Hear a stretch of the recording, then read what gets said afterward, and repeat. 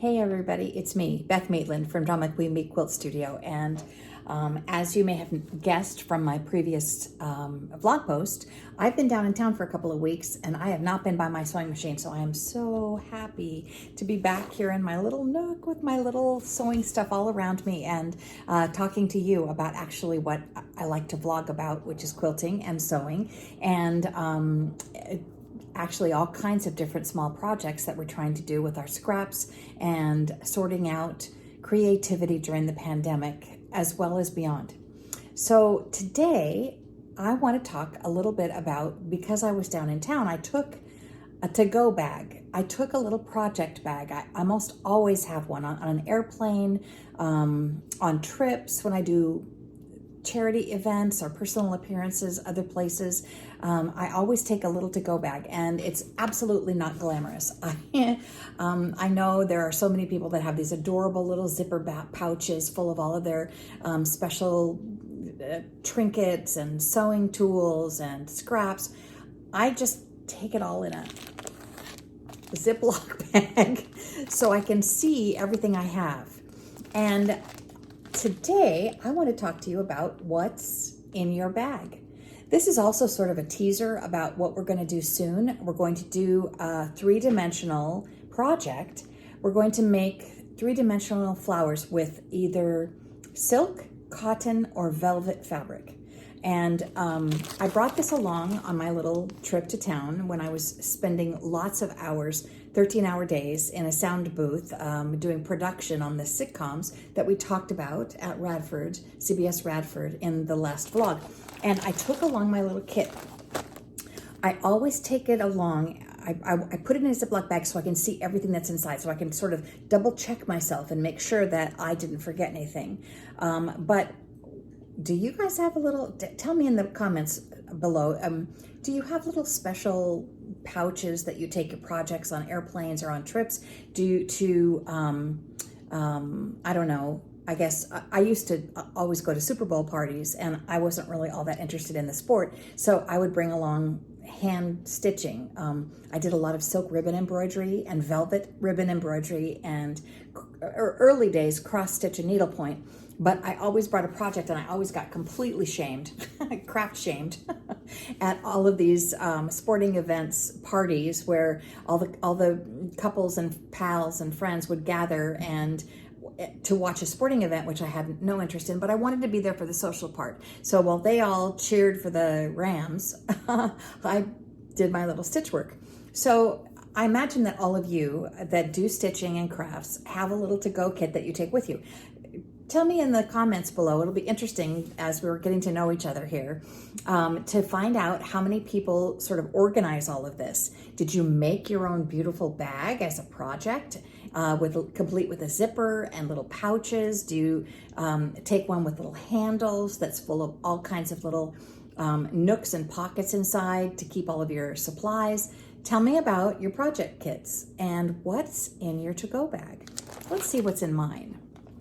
First of all, you can see that I start with, actually, that would help you know why I have these colors.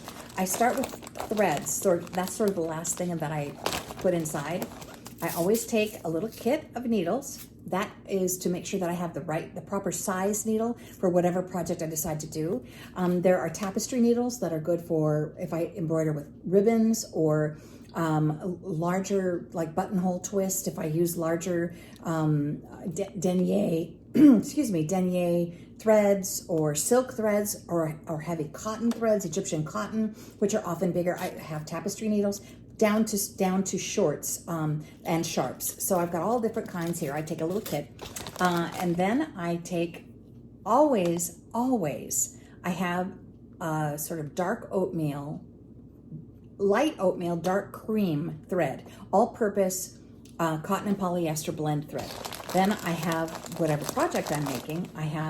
There's light pink, you'll see why in a minute. There's olive green, you'll see why in a minute. And then I take whatever scraps and special fabrics and trims I'm going to be using to work on whatever project I have in mind.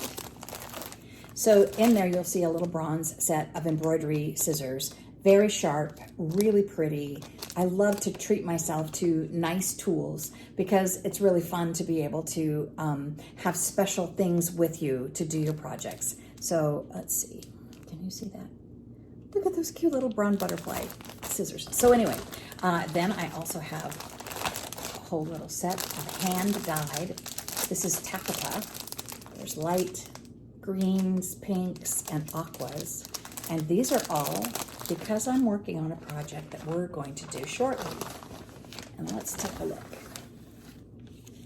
We are going to make beautiful three-dimensional flowers. This is silk, this is lace, and this is silk velvet. So this little thing is something that you can sew on a headband, you can sew on a hat or sew on a lapel, a vest. You can sew it on a pillow. You could sew this, it's mounted on just a scrap of lace that I use to make the middle rose. We're gonna learn to make rosettes. Not in this blog. We're gonna talk a little bit more about what's in my bag. But in an upcoming, very soon, upcoming project vlog, we're going to learn to make three-dimensional roses. And I hope this teases your interest just a little bit. Here's a bud that I made with some Dupioni silk. Here's, let's see. Here's another little cluster. 2 silk ones with raw silk and a little lace one just with little strips. And here's just a strip with some knots tied in it. This would make a brooch. This would make a lovely attachment to a hat for a tea party or something. And here are the silk Dupioni roses. Aren't they pretty? In various sizes and shapes. Here's a little bit bigger one.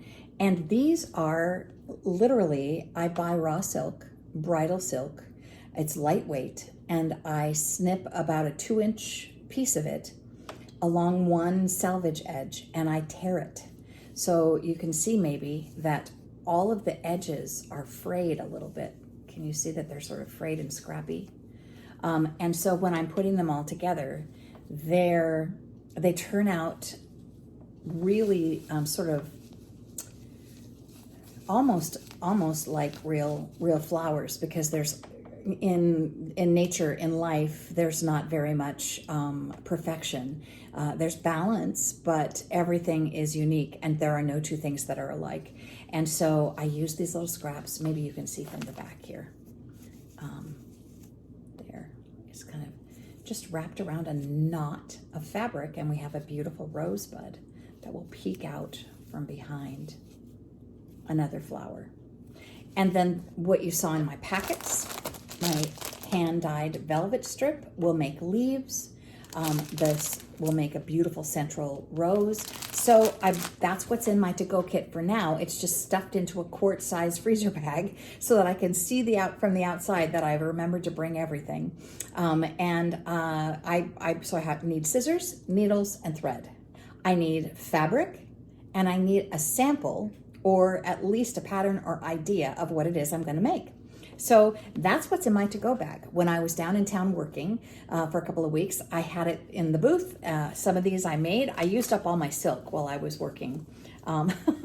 So I made a whole bunch of these. They're a little squished because they've been inside the Ziploc bag, but all I have to do is load my iron with some steam, set them on an ironing mat, and just shoot them with steam and fluff them up a little bit, and then let them air dry, and they'll come back to life. They'll get their three-dimensional aspects back.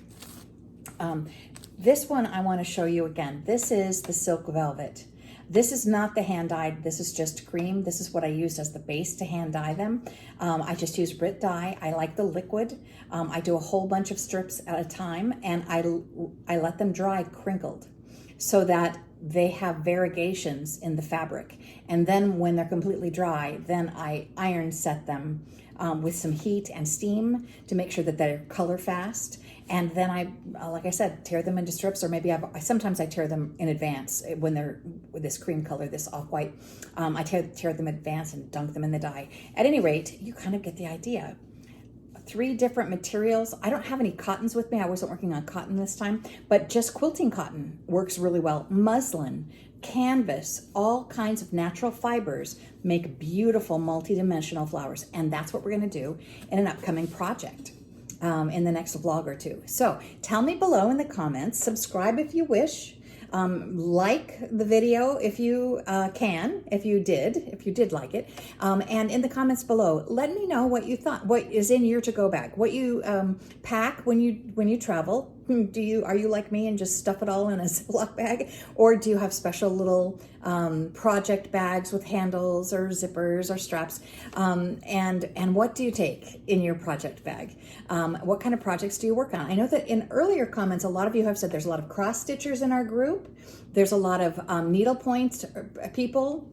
I love doing just plain old sort of primitive embroidery, just in and out, in and out, in and out, doing lettering and stuff for journal covers or needle cases.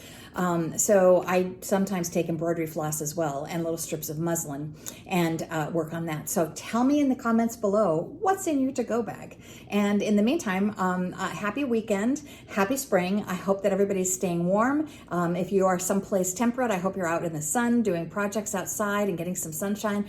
And I hope everybody is well and safe and happy and do something creative today. It was lovely to talk to you in a vlog number, wow, I think this might be number 14.